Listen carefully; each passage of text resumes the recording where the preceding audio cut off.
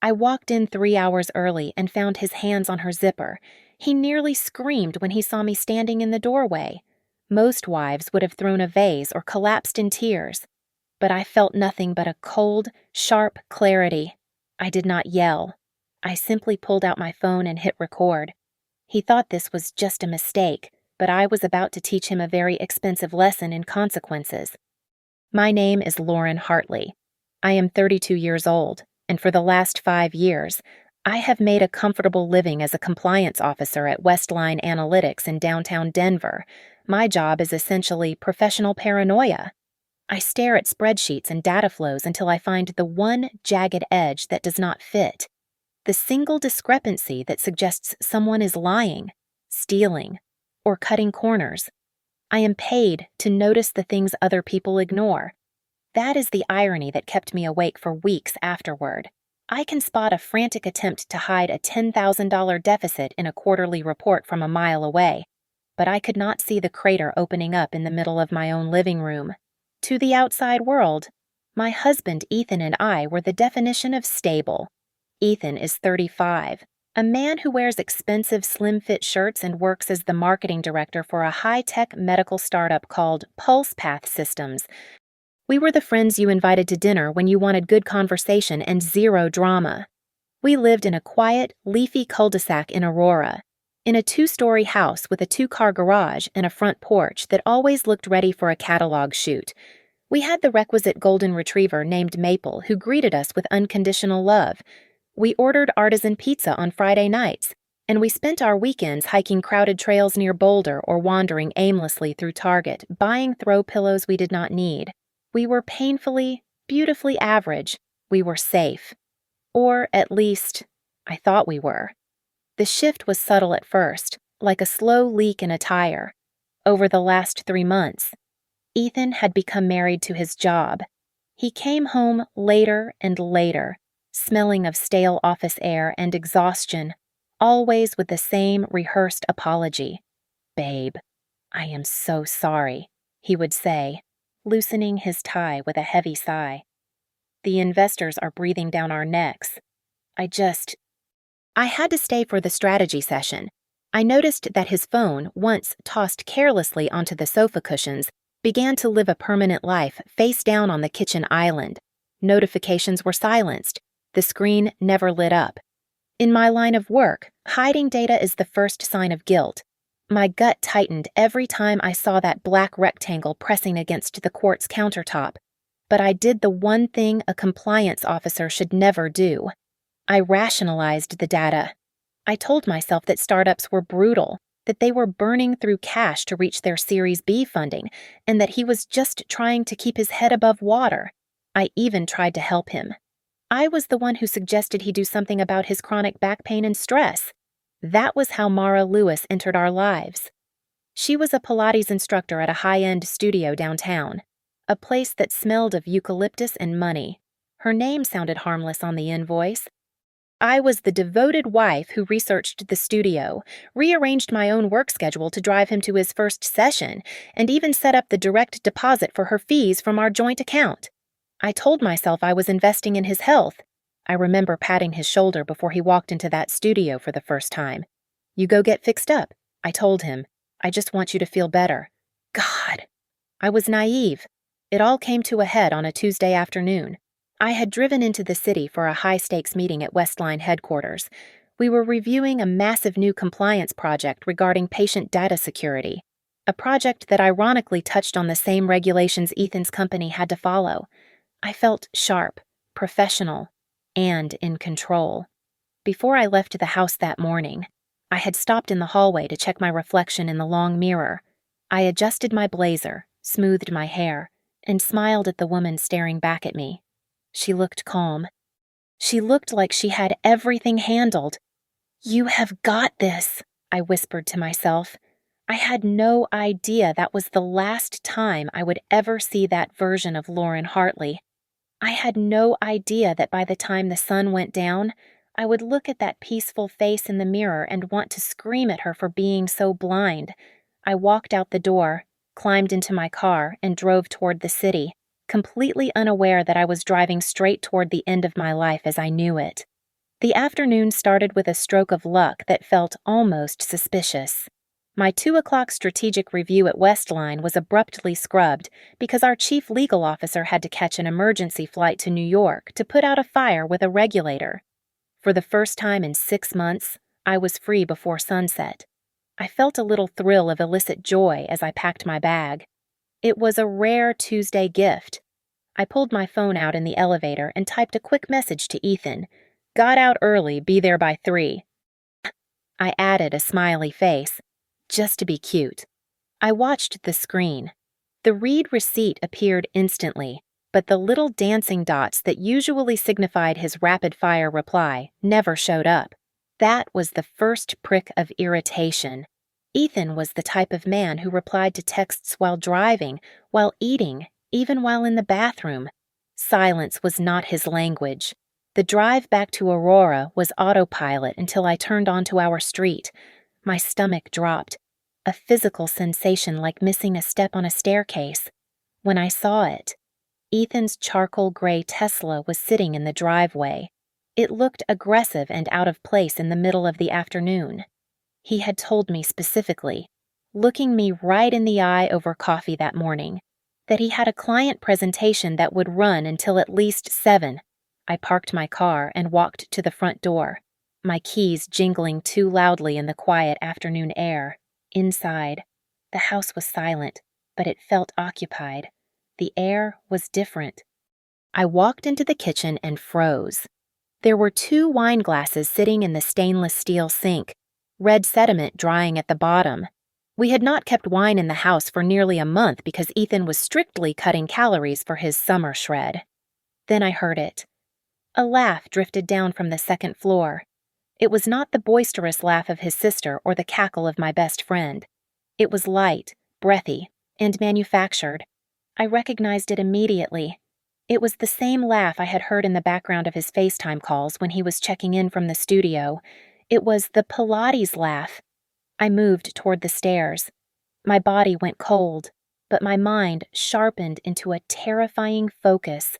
I walked down the hallway toward my home office, the room Ethan constantly complained about. He hated the ergonomics of my chair and claimed the lighting gave him a headache. The door was cracked open just a few inches. I stopped outside. My heart was hammering against my ribs like a trapped bird, but my hands were steady. I was not shaking. I was calculating. I pushed the door open with my fingertips. Ethan was standing right there. He was positioned behind Mara, his hands sliding familiarly up the curve of her spine. She was wearing a tight, cream-colored dress that looked expensive. He was carefully pulling the zipper up, his fingers lingering on the fabric. "Careful," Mara giggled, her voice low and intimate. "Do not pinch my skin." She adjusted the strap on her shoulder, leaning back into him. I did not scream. I did not lunge forward to claw at her hair or slap his face. Instead, I reached into my pocket and pulled out my phone. I swiped to the camera app and hit the red record button. I let the timer run for 3 seconds, capturing the intimacy, the domesticity of his hands on her body, before I spoke. "Keep going," I said, my voice sounding flat and bored, as if I were commenting on the weather. "The lighting in here is great. It will look fantastic on the TV at your parents' 35th anniversary party." Ethan jumped so hard his foot slipped on the hardwood floor. He stumbled back, colliding with the bookshelf. A strangled noise caught in his throat that was halfway to a scream. Mara spun around, clutching the front of her dress to her chest, her eyes wide. But as I zoomed in slightly on her face, I saw something strange. She looked terrified. Yes, but the panic in her eyes shifted. She looked past me, toward the open door, as if she were afraid of something far bigger than an angry wife. "Lauren, wait, Ethan stammered, his face draining of until until he looked like a ghost. "I just kept the camera rolling." "Finish getting dressed," I said, my voice cutting through the suffocating air of the room like a scalpel. "We will talk when I have a more suitable audience." I turned on my heel and walked out before either of them could utter a syllable. I marched straight to the master bedroom and locked the door. The heavy click of the deadbolt was the most satisfying sound I had heard in years. Outside, Ethan was already pounding on the wood, his voice muffled and desperate. "Lauren, baby, please, open the door. It is not what it looks like." I ignored him. In my mind, the hysterical wife had already left the building, replaced entirely by the senior compliance officer. I sat down at my personal desk and opened my laptop. The first rule of data security is redundancy. I immediately uploaded the video of Ethan and Mara to my private cloud drive, then to a secondary encrypted server I used for sensitive work documents, and finally emailed a copy to a dummy account I had created years ago for junk mail. Once the evidence was secure, I changed my iCloud password, my email password, and the passcode to the home security system. If he wanted to wipe the evidence, he was going to need a degree in computer science. Next, I opened our banking portal. I did not need to cry. I needed to audit. I filtered the transaction history for ML Wellness Consulting, the shell company for Mara's little Pilates empire. The numbers on the screen were staggering. Ethan had told me the sessions were $150 a pop, but the withdrawals told a different story. $500 on the 3rd of the month, $1,200 on the 15th, another $800 on the 22nd. In the last 6 months alone, he had transferred nearly $9,000 to her. My eyes scanned down the list of linked accounts and stopped. There was a credit card I did not recognize. It was labeled Hartley Household Card, but when I clicked into the details, my blood ran cold. The primary cardholder was listed as Lauren Hartley. He had used my social security number to open a line of credit without my permission. That was not just betrayal. That was identity theft. I clicked deeper into the statement for that card. The charges were a map of his infidelity. Cheap motels along the I-25 corridor, the Starlight Inn, the Roadside Rest. I knew these names, not because I had stayed there, but because I had flagged them in a money laundering report for Westline 2 years ago. They were cash-heavy businesses often used for illicit transactions. And apparently, they were also where my husband took his mistress during the hours he claimed to be networking. I could hear Ethan's voice cracking on the other side of the door. "Lauren, I am begging you. Just let me explain."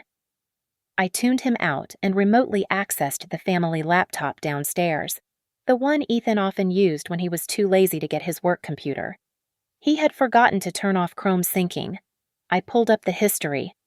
It was pathetic. How to delete iMessage permanently.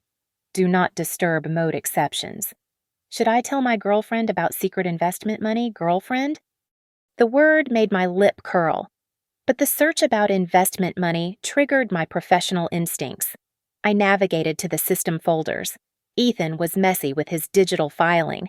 In a folder labeled Old Tax Docs, I found an Excel file named Side Fund Jar Pulse Path, Tessel XLSX. I opened it. It was a ledger.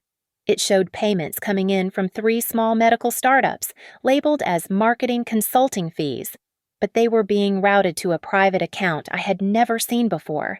He was using his position at PulsePath to take kickbacks. But then I saw the line item that made my breath hitch. There was a recurring outgoing payment from this secret fund to Mara Lewis. The description was not for Pilates or sex. It read, Patient Data Consulting. I sat back in my chair, the room spinning slightly. Mara was a fitness instructor. She had 0 qualifications to consult on patient data. Unless she was not consulting, unless she was the broker. PulsePath handled sensitive medical records. If Ethan was paying her to move or access that data off the books, he was violating HIPAA regulations and about a dozen federal privacy laws. This was the exact type of violation my team at Westline was currently investigating. A cold, hard smile touched my face. Ethan thought he was just in trouble for sleeping with another woman. He thought he was facing a divorce. He had no idea that I was looking at a spreadsheet that could send him to federal prison. I was not just a scorned wife anymore. I was the witness, the prosecutor, and the judge. And I had not even started the trial yet. With the financial forensic audit underway, I turned my attention to the personal side of the equation. I needed to know exactly who Mara Lewis was. Beyond being a Pilates instructor with a taste for other women's husbands, it did not take long to find her Finsta, a private Instagram account she thought was hidden under a pseudonym. I requested to follow it using a fake profile I used for background checks at work. She accepted within 10 minutes. Narcissism is often the enemy of security. I scrolled past dozens of mirror selfies and avocado toast pictures until my thumb hovered over a post from 2 weeks ago. It was a photo of a man's hand resting possessively on her waist. The hand was wearing a thick silver band on the ring finger. The caption read, "3 months till forever." My stomach turned over, but my brain clicked into gear. I clicked on the location tag, a steakhouse in Lodo, and cross-referenced it with the list of followers who had liked the photo. It took me less than 5 minutes to identify him. Noah Reyes, 34 years old, a senior cybersecurity specialist at a major telecommunications firm. He was not just another victim, he was a resource. I hesitated for a moment, my cursor hovering over the send button of a newly created untraceable email address. Was I really going to ruin a stranger's life at 2 a.m? Then I looked at the empty side of my bed. I attached a blurred screenshot of the video from my office and a redacted copy of the bank transfer to Mara's account. I typed a single line, "Ask her where she was last Tuesday afternoon." His reply came 3 hours later, just as the sun was coming up. "We need to meet as soon as possible." We met at a chain coffee shop 3 blocks from my office. It was neutral ground, crowded enough to be anonymous. Noah was already there when I arrived. He looked like a man who had not slept in a week. He was handsome in a rugged way, but his eyes were bloodshot, and his hands were gripping a black coffee cup so hard his knuckles were white. He had a laptop bag next to him and a thick manila folder on the table. "You must be Lauren," he said, his voice rough. I did not want to believe it.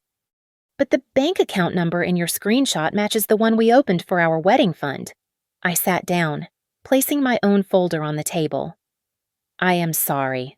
Noah, nobody deserves to find out like this." "I knew," he said, shaking his head. "I mean, I did not know for sure, but I felt it. Her schedule did not add up. The gas bills were too high for someone just driving to the studio. And once, I saw a text pop up from Ethan Client. I asked her about it, and she said he was just a needy guy with a bad back." He let out a short, bitter laugh that sounded more like a bark. "Here is what I have," I said, sliding the printed bank statements across the table. "He has been funneling money to her for 6 months. And he opened a credit card in my name to pay for their hotels." Noah stared at the papers, his jaw tightening. Then he reached into his bag and pulled out his laptop. He opened it and spun it around to face me. "I am in cybersec," he said quietly. "Well, when I got your email, I ran a recovery script on her cloud backup. She thought she deleted these." He pointed to a string of iMessages on the screen. It was a conversation between Mara and her best friend. I read the text bubbles, and the air left my lungs. "Mara, he is totally hooked. And babe, it is not just the sex. Ethan has access to this goldmine of data his wife's company audits. He says if we play it smart, we could sell the patient lists to the aggregators. We will be rich." I looked up at Noah. This was no longer just a cheating scandal. This was a federal crime involving my company, my career, and millions of dollars in fines. "I am going to kill him," Noah whispered, his voice trembling with a rage that terrified me slightly. "I am going to go to his office right now and I am going to tear him apart." "No," I said sharply. I reached out and put my hand over his on the table to stop him from closing the laptop. "Noah, look at me." "If you go there now and scream at him, they break up. Maybe they lose us, but that is it. They move on. I do not care," he hissed. "I want to hurt them." "So do I," said, leaning in, my voice dropping to a conspiratorial whisper. But I do not want a scene. I want a verdict. We have evidence here of fraud, identity theft, and corporate espionage. If we do this my way, they do not just lose their relationships.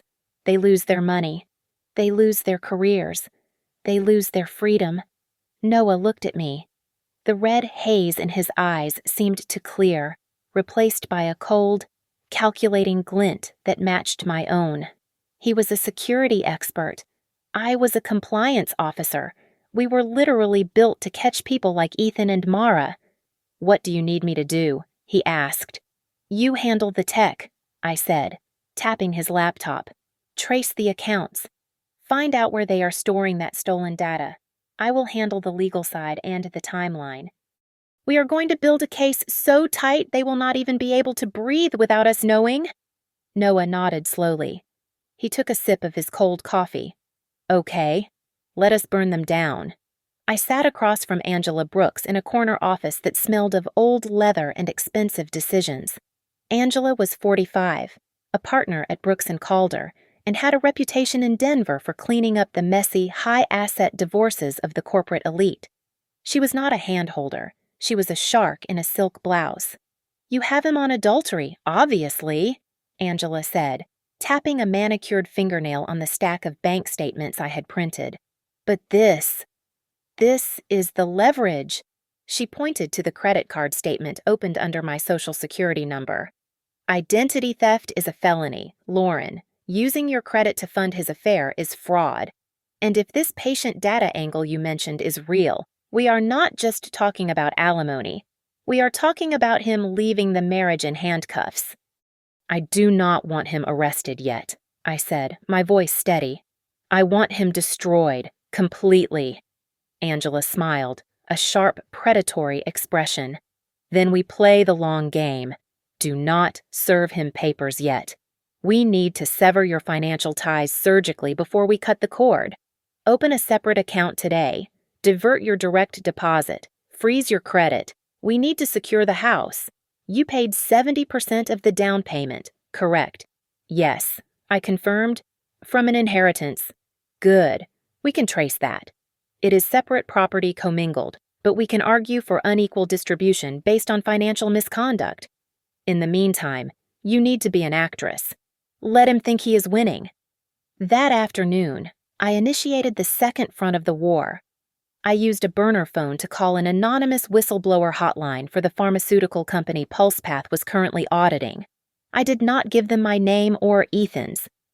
I simply gave them a file path and a date range, enough to trigger an internal audit without leading back to me. It was a gentle nudge that would start an avalanche. Noah was moving even faster.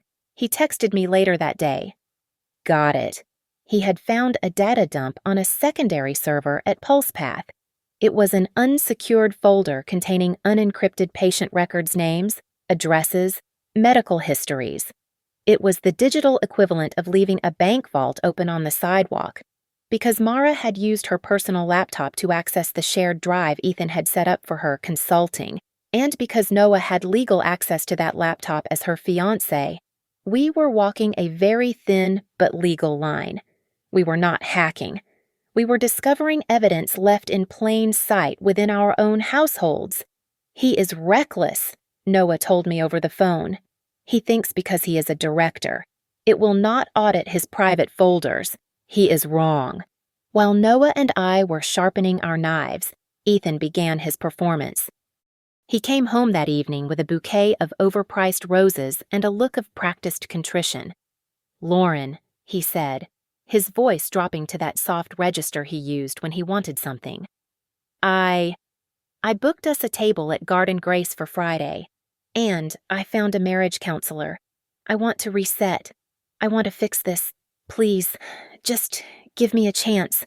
I looked at the flowers. A week ago, I would have melted. Now, I just calculated the cost, probably $80, and wondered if he paid for them with the card he opened in my name. "Okay," I said, forcing a small, hesitant smile. I am willing to try, Ethan, but it hurts." "I know, baby, I know," he said, reaching out to hug me. I let him. I let him wrap his arms around me, feeling the hypocrisy radiating off him like heat. Later that night, while we were sitting on the patio, I activated the recording app on my phone. Colorado is a one-party consent state for recording conversations, meaning as long as I was part of the chat, I could record it legally. Angela had told me to get him on tape admitting to the business connection. I just do not understand how it happened, I said innocently, swirling my tea. Was it just physical? Or were you working together? I saw some transfers for consulting. Ethan sighed, looking at the stars, thinking he was managing a jealous wife, not being deposed. It started as work. Honestly, I was helping her with some business strategy, showing her how we handled data at PulsePath. I used some old demo files to explain things. It got complicated. Lauren, I was weak, but the work part, that was just an excuse to see her. Gotcha. He had just admitted to sharing proprietary company data with an unauthorized third party to facilitate an affair. I stopped the recording the moment he went inside to get a beer. I realized then that there were two battles being fought. There was the emotional war, where everyone, Ethan, his parents, our friends thought I was the fragile, wounded bird trying to glue her nest back together. And then there was the paper war, the one happening in server logs and bank ledgers, where I was holding the knife. I looked at the house, at the life we had built. I was going to burn it all down, but I was going to make sure Ethan was the only one inside when the roof collapsed. I needed a stage for the finale. I needed an audience that he could not charm his way out of, and I knew exactly where to find them. The sessions with Dr. Keller took place on the fourth floor of a glass building that smelled aggressively of lavender and sanitizer. We sat on a beige love seat that was just small enough to force our thighs to touch, a physical proximity that made my skin crawl. Dr. Keller, a woman with kind eyes and a notebook full of good intentions, looked at us over the rim of her glasses. We need to be completely honest if we are going to rebuild the foundation of this marriage, she said softly. Ethan, let us start with the nature of the relationship with Mara. I watched him from the corner of my eye. He clasped his hands between his knees, performing the perfect picture of a remorseful husband. It was a mistake, Ethan said, his voice cracking just enough to sound sincere. But I want to be clear, it was mostly emotional. We flirted. We crossed lines with how we talked to each other, but we never actually slept together. I nodded slowly, looking down at my lap to hide the fact that I wasn't crying. I was memorizing. I had a video on my encrypted drive of him unzipping her dress in our home office, and bank statements showing hotel charges that suggested they did a lot more than talk about their feelings. But I let him lie. Every lie he told Dr. Keller was another nail he was hammering into his own coffin. I believe him, I said quietly. I just want us to move forward. Back at home, I became the architect of a new, rigid domestic life. I suggested we needed structure to regain trust. I implemented a strict schedule home by 6 o'clock for dinner, phones on the counter, weekends dedicated to family time. Ethan agreed to everything with the eagerness of a man who thought he had gotten away with murder. He did not realize that I was not building a routine. I was building a timeline. Every time he was 10 minutes late, every time he forgot a commitment, I noted it. His parents, Ronald and Diane, were the next piece of the puzzle. They lived in a small town near Colorado Springs, the kind of people who went to church on Sundays and believed divorce was a failure of character. They adored me. To them, I was the daughter they never had. We should do something special for them. I told Ethan one evening while we were cleaning up dinner. Their 35th anniversary is next Saturday. Why don't we host it at their house? I will organize everything. A real family reunion. Ethan looked at me with wide, wet eyes. Babe, that is amazing of you. After everything, you would do that for my family. Of course, I said, stacking the plates. Family is important. I threw myself into the planning with terrifying efficiency. I ordered the catering, organized the guest list, and curated the music. But my most important project was on my laptop. I created 2 slide decks. The first file, labeled Hartley Anniversary Love, PPPTX, was a beautiful montage of Ronald and Diane's life, together wedding photos, baby pictures, vacations at the Grand Canyon. The second file, hidden deep in a system folder and named System Config.v2 PPTX, was very different. A few days before the party, I was driving my car, testing the Bluetooth connection for the audio setup I planned to bring. I scrolled through the recordings I had captured from Ethan's phone calls. I pressed play on a file from 2 weeks ago. His voice filled the car, loud and clear. He was talking to his college buddy. Mark, I cannot stop with Mara. She makes me feel alive. Ethan's recorded voice said, followed by a dark chuckle. Lauren is great. She is safe. But Mara is like a drug. I listened to it 3 times. It was fuel. It burned away any lingering guilt I might have felt about what I was about to do to his reputation. Ethan, meanwhile, was blissfully ignorant. He spent the week stressing about finding the perfect watch to gift his father. He was so focused on being the good son, the redeemed husband. He truly believed he had weathered the storm. He thought the worst was over. On the night before the party, the house was quiet. The golden retriever was sleeping by the back door. I sat at the dining room table, the glow of the chandelier reflecting off the vase of lilies I was trimming. My laptop was open in front of me. I moved the cursor back and forth between the 2 files. The love story and the horror show. Ethan walked in, yawning, scratching his chest.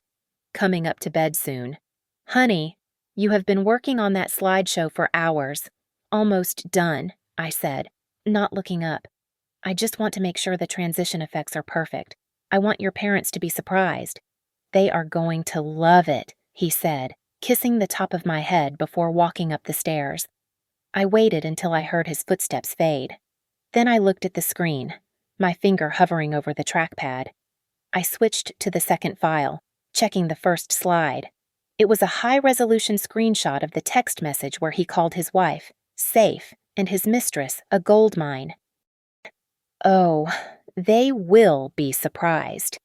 Ethan, I whispered to the empty room, I am just wondering, which audience are you going to hate more? The air inside Ronald and Diane's house smelled of slow-roasted beef, yeast rolls, and unconditional love. It was the kind of warmth that usually made me feel safe. But tonight, it felt like the stillness before a tornado touchdown. The entire extended Hartley clan was there. Cousins were arguing over football scores in the corner, and 3 nieces were chasing each other across the beige carpet, their laughter bouncing off the family portraits on the walls. It was the perfect American tableau, and I was about to set fire to the frame. During dinner, we sat at the long oak table that Ronald had built himself 20 years ago. Ethan sat next to me, playing the role of the devoted husband with nauseating dedication. Every few minutes, he would reach under the table and squeeze my hand, checking to make sure I was still playing along. I squeezed back, letting him believe his redemption tour was working. I just look at you 2, Diane said, dabbing the corner of her mouth with a linen napkin. And I thank the Lord. It is not easy to keep a marriage strong these days, but you 2, you have the light. God is preserving this union. Thanks, Mom, Ethan said, flashing a smile that was all teeth. Lauren is my rock. I took a sip of iced tea to wash down the bile rising in my throat. Speaking of memories, I said, standing up and tapping my glass with a fork. The table went quiet. Why do we not all move to the living room? I have put together a little presentation to celebrate 35 years of Ronald and Diane. A chorus of appreciative ahs rippled through the room. Ethan let out a breath he had been holding, clearly relieved that we were sticking to the script. We shuffled into the living room. I connected my laptop to the large television above the fireplace. I dimmed the lights. Ready? I asked. "Hit it, honey," Ronald said, leaning back in his recliner, his arm around Diane. I pressed the space bar. The screen lit up with a black and white photo of Ronald and Diane on their wedding day in 1989. Soft, sentimental piano music filled the room. The first few slides were perfect birthdays, graduations, bad haircuts from the 90s. I watched Ethan relax. He leaned against the doorframe, a glass of scotch in his hand, looking smug. Then, my finger slid across the trackpad. I switched windows. The music cut out abruptly. The screen went black for a fraction of a second before resolving into a shaky, vertical video. The sound of a zipper rasping upwards filled the silent living room, loud and harsh. On the screen, giant and high definition, was Ethan's back. He was standing in our home office, his hands smoothing the fabric of the cream dress over Mara's hips. "Careful." Mara's voice boomed through the surround sound speakers, breathy and intimate. "Do not pinch my skin." Then came my voice, cold and deadpan, narrating the scene. "Keep going. The lighting in here is great. It will look fantastic on the TV at your parents' 35th anniversary party." The video froze on Ethan's terrified, turning face. For 3 seconds, there was absolute silence. It was a vacuum, sucking the air out of the room. "Oh, my God," Diane whispered, the sound strangled. "Ethan," Ronald's voice was low, confused. "Ethan, what is this?" Ethan dropped his glass. It hit the hardwood floor but did not break. It just bounced with a dull thud, splashing scotch everywhere. He lunged toward the TV. "Lauren, turn it off. Turn it off right now." "Sit down," Ronald roared. I had never heard my father-in-law yell like that. It was a command, not a request. Ethan froze halfway to the screen. I did not turn it off. I clicked to the next slide. It was not a photo. It was a spreadsheet projected in stark black and white. "This is not just about an affair," I said, my voice steady, slipping into the professional cadence I used for board presentations. "I wanted you to see where the money for the grandkids' college fund actually went." I used a laser pointer, the red dot dancing on the screen. August 4th, $300. The Starlight Motel. Ethan told you he was at a late strategy meeting. I clicked. September 12th, $400. Floral delivery to an address in downtown Denver. That was the day he told you he forgot my birthday because of work stress. I clicked again. A screenshot of a text message, redacted but clear. "Can't wait to spend your wife's bonus on our weekend trip." "Ethan?" Diane was shaking, tears streaming down her face, but she was not looking at me. She was looking at her son with a horror that was devastating to witness. "Mom, stop. She is lying. She is manipulating the data."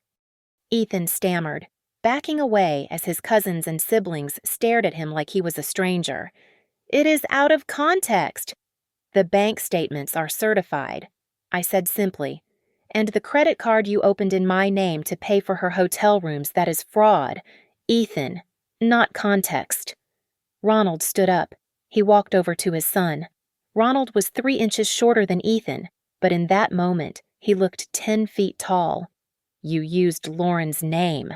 Ronald asked, his voice shaking with suppressed rage. "You stole from your wife to pay for a whore." "Dad, please," Ethan begged, reaching out. "Do not touch me," Ronald said. He pointed to the front door. "Get out. You are not staying in this house tonight. You get out before I forget that you are my son." Ethan looked around the room. He looked at his mother, who had buried her face in her hands. He looked at his siblings, who had turned their backs. Finally, he looked at me. His eyes were wide with shock, as if he could not believe the woman who used to pack his lunch had just publicly executed him. "You," he started, his voice trembling. "You planned this." "Happy anniversary," I said. He turned and fled the house, the heavy front door slamming behind him. The silence that followed was heavy and broken. I stood by the laptop, my hand resting on the HDMI cable. My legs felt weak, a delayed physical reaction to the adrenaline. But my chest felt incredibly light. I knew the legal war was just beginning, and tomorrow would be hell. But for tonight, the truth was out, and I did not have to carry it alone anymore. Ethan spent his first night of exile in a furnished short-term rental 3 blocks from the convention center. It was the kind of soulless beige apartment that corporate travelers use for a week, not a place to restart a life. From the moment he left his parents' house, my phone became a battlefield. His messages swung violently between pathetic begging and vague, angry threats. One minute, a text would pop up saying, "I am so sorry, baby. I was drunk on the attention. Please just talk to me." 10 minutes later, the tone would shift entirely. "If you file for divorce, I will not let you have it easy. I know how much you value your privacy." I did not reply. I simply forwarded every screenshot to Angela. 2 days later, Angela Brooks filed the petition for dissolution of marriage. We did not go with the standard irreconcilable differences that most people use to keep things polite. We filed on the grounds of adultery and financial misconduct. We attached the exhibits regarding the credit card he had opened using my social security number.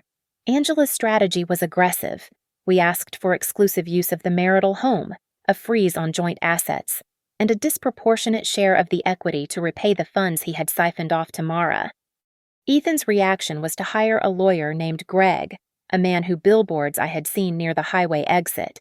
Greg sent back a counter-proposal that was almost laughable in its audacity. They proposed selling the house immediately and splitting the proceeds 50-50. My client feels that since Ms. Hartley has the higher stable income and no dependents, a 50-50 split is generous. The letter read, "He also asserts that the funds transferred to Miss Lewis were legitimate business expenses." "He is gaslighting us on legal letterhead," Angela said, tossing the letter onto her mahogany desk. "He thinks because you make good money, you should subsidize his affair." "Let him think that," I said, staring at the document. "Tell him I need time to process the offer. Drag it out." I did not need time to think about the house.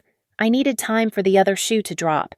While Ethan was fighting over equity, Noah and I were finalizing a dossier that had nothing to do with divorce court. We had compiled a 60-page report detailing the data anomalies at PulsePath. We highlighted the unencrypted transfers, the access logs from Mara's laptop, and the payments labeled consulting that coincided with the data leaks. We did not send it to the police. We sent it to the Federal Compliance Office that oversees medical data security. The timing was surgical. On Thursday morning, just as Ethan was probably sitting down with his lawyer to discuss how to squeeze more money out of me, the notification hit PulsePath. A major healthcare partner had flagged a security concern and was initiating an immediate, surprise audit. My phone rang at 11 in the morning. It was Ethan. "Lauren," he said, and for the first time, he sounded breathless. Did you do something?"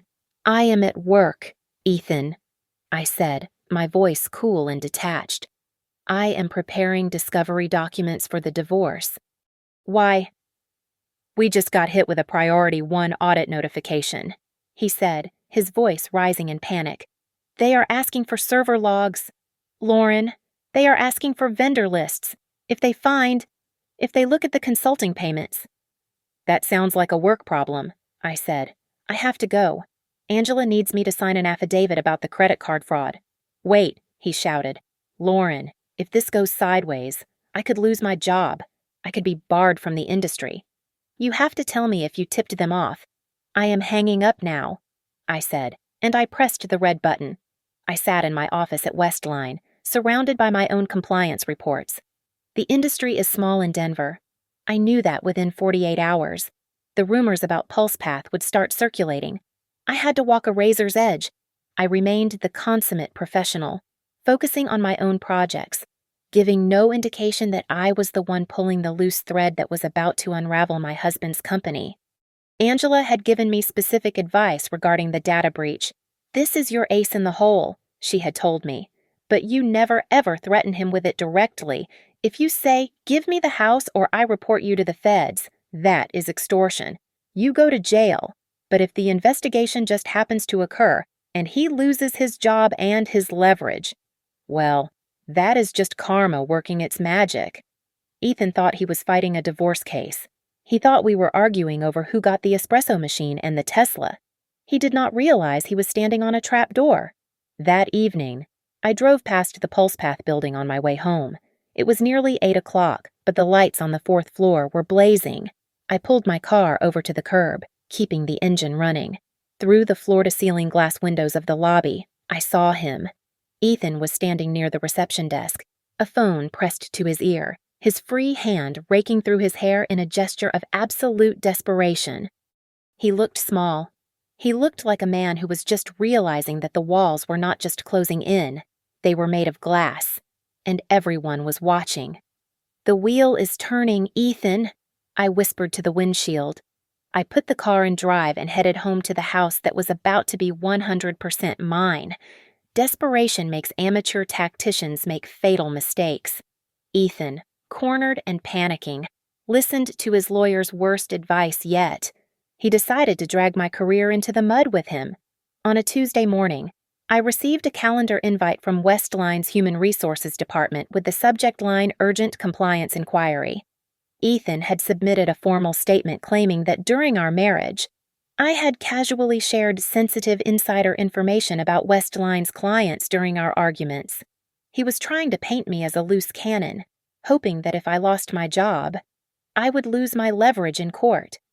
I walked into the conference room with the posture of a soldier and a binder 2 inches thick. I did not look like a woman on the defensive. I looked like an auditor. The HR director, a stern woman named Karen, sat at the head of the table.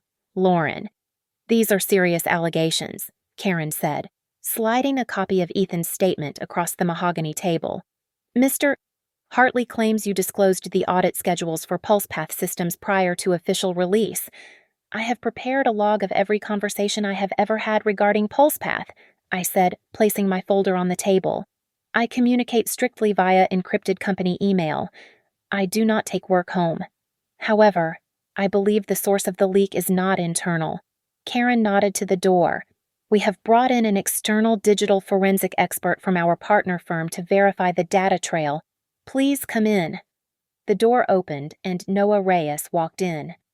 He was wearing a suit, looking every bit the high-level cybersecurity analyst he was. He did not look at me. He kept his eyes on Karen. I imagined the look on Ethan's face if he could see this his wife and his mistress's fiancé, sitting on the same side of the table, dismantling his life brick by brick. "I have reviewed the server logs from PulsePath," Noah said, his voice deep and authoritative. The data in question was not leaked from Westline. It was accessed via an unsecured admin portal on PulsePath's own secondary server. The credentials used belonged to Mr. Hartley, and the access point was a laptop registered to a Ms. Mara Lewis. He projected a graph onto the wall. "Furthermore," Noah continued, "Ms. Hartley was actually the whistleblower who flagged these vulnerabilities through the anonymous federal channel 2 weeks ago. She did not leak the data. She reported the people who were leaving it unlocking." The air in the room shifted instantly. Karen looked from Noah to me, her expression softening from suspicion to respect. "Thank you, Mr. Reyes," Karen said. "Lauren, we are dismissing the complaint. We will be forwarding these findings to the independent investigators handling the PulsePath audit. You are free to go." When I walked out of that building, I felt bulletproof. Ethan, realizing his grenade had blown up in his own hand, demanded a meeting. We met on a park bench near the river, a public place where he couldn't cause a scene. He looked terrible. His skin was gray and he had lost weight. "Lauren," he started, trying to summon some of his old charm. "This has gone too far. The company. They are talking about suspending me pending the investigation. We need to stop this. I cannot stop a federal investigation. Ethan," I said, watching a duck drift lazily down the river. "Yes, you can," he said, his voice dropping to a harsh whisper. You know the systems. You know who to call. Look, if you agree to the 50-50 asset split and drop the fraud charges about the credit card, I will tell PulsePath that the data leak was a system error. I will make sure your name is kept out of the press. I stared at him. He was actually trying to bargain with me using his own incompetence as currency. I reached into my purse, pulled out my phone, and set it on the bench between us. The screen was already glowing red, the recording timer ticking upward. You are offering to use your influence to obstruct a corporate investigation in exchange for a favorable financial settlement in our divorce, I said clearly. Angela calls that extortion. I think a judge will call it a felony. Ethan stared at the phone. The color drained from his face so fast he looked like he might faint. He realized, finally, that he was not playing a game he could win. He had just handed me the final weapon I needed to bury him. I stood up and buttoned my coat. You cannot do this, he stammered. I am your husband. You keep thinking I am the naive schoolteacher you married, I said, looking down at him. That is your mistake, not mine. I suggest you save your money. Ethan, lawyers are expensive. I walked away, the gravel crunching under my boots. I was exhausted. My bones felt heavy, and there was a part of me that just wanted to curl up in bed and sleep for a month. But then I touched the phone in my pocket, feeling the warmth of the device that held his confession. I remembered the credit card bill. I remembered the video. I remembered that if I stopped now, he would do this to someone else. That exhaustion did not stop me. It fueled me. The final divorce hearing took place on a gray Wednesday morning at the county courthouse.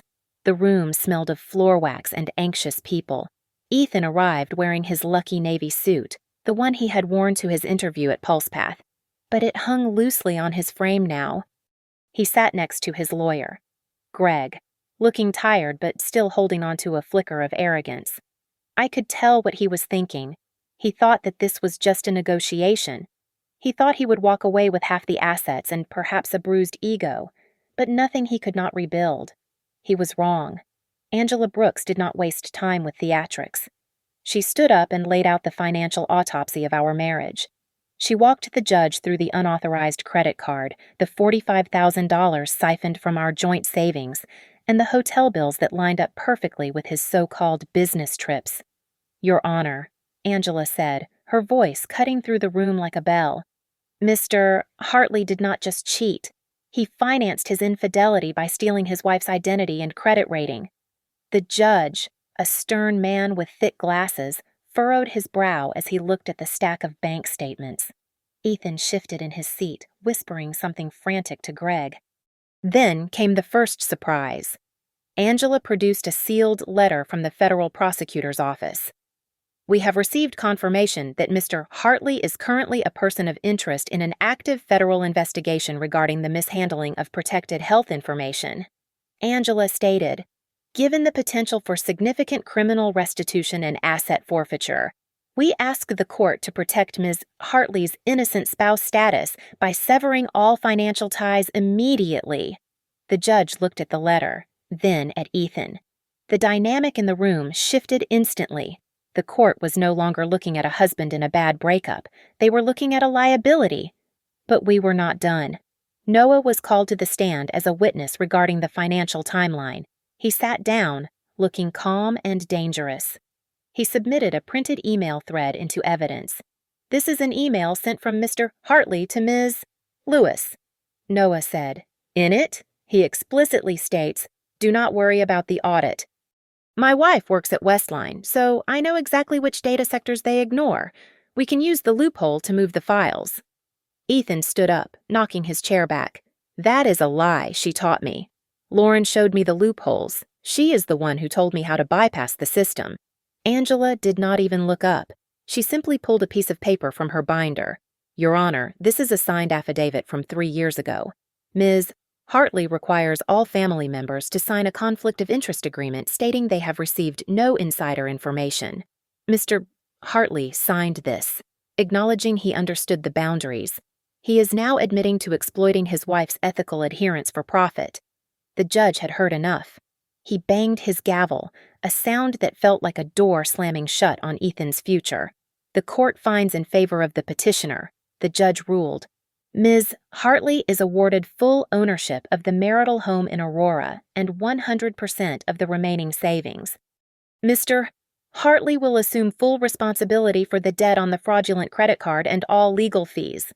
The court reserves the right to revisit asset division pending the outcome of the federal criminal investigation. It was a total rout, as if that were not enough.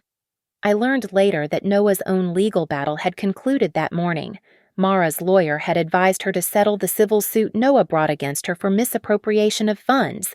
She had to pay him back a significant sum and, as part of the agreement, she was forced to dissolve ML Wellness Consulting. She had lost the business she used to lure Ethan. I walked out of the courtroom feeling lightheaded. Ethan caught up to me in the hallway. He looked wild, his tie crooked, his eyes wide with panic. "Lauren," he shouted, ignoring his lawyer's attempt to grab his arm. You took everything, the house, the money. My job is gone. You have destroyed my life." I stopped and turned to face him one last time. I did not feel angry. I did not feel sad. I just felt finished. "No, Ethan," I said softly. "I just turned on the lights. You are the one who wrecked the room." I turned my back on him and walked toward the exit. I could hear him breathing hard, but he did not follow. I pushed open the heavy double doors and stepped out into the crisp Colorado air. It was cold, but it felt clean. My phone buzzed in my pocket. I pulled it out and saw a text from Noah. "It is done. Thank you for not staying silent." I looked at the screen and smiled. It was not the smile of a woman starting a new romance. It was the smile of a woman who had finally untied the knot that had been choking her for months. I walked down the courthouse steps, ready to write the next chapter of my life. And this time, no one else would be holding the pen. Thank you so much for listening to my story. I would love to know where you are tuning in from. So please comment down below and share your thoughts on Ethan's karma. If you enjoyed this story, please make sure to subscribe to the Lily Revenge Stories channel, like this video, and hit that hype button so more people can hear about how we fought back.